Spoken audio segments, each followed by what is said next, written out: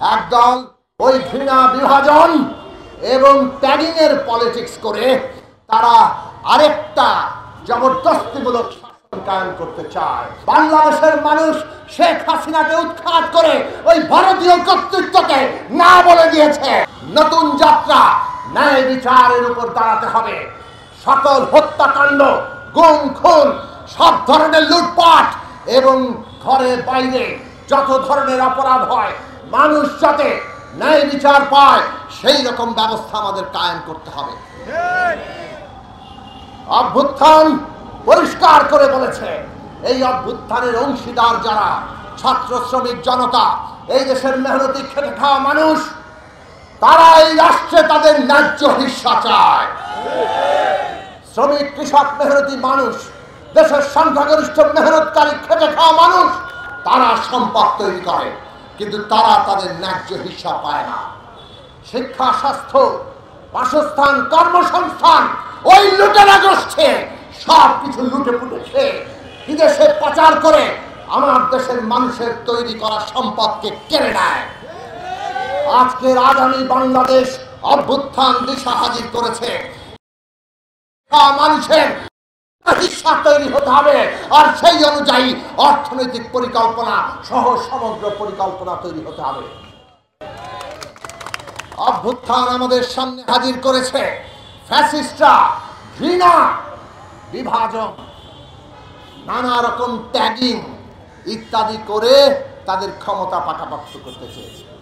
মানে ভাগ করো আর শাসন করো, লেলিয়ে দাও।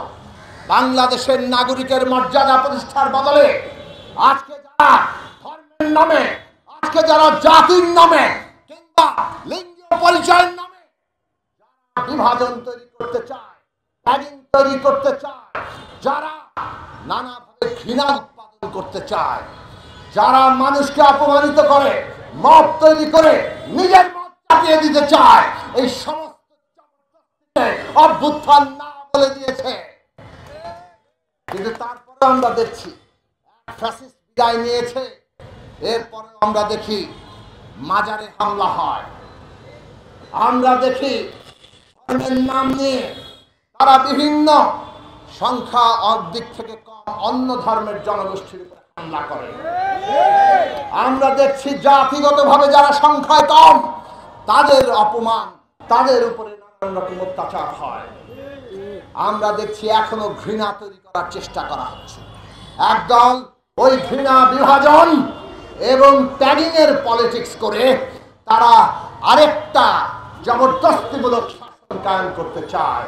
অভ্যুত্থান পরিষ্কার করে বলে দিয়েছে, এক ফাঁসিবাদের বদলে অন্য কোন জবরদস্তি বাংলাদেশের সহ্য করবে না।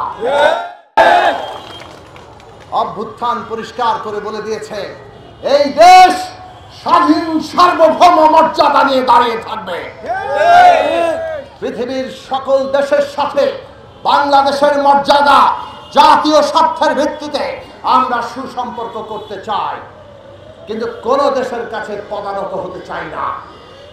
ভারত আজকে বাংলাদেশে তার নিজের শক্তি কায়েম করে যেভাবে তারা এই দেশকে তাদের করতলগত করতে চেয়েছিল, বাংলাদেশের মানুষ শেখ হাসিনাকে উৎখাত করে ওই ভারতীয় কর্তৃত্বকে না বলে দিয়েছে।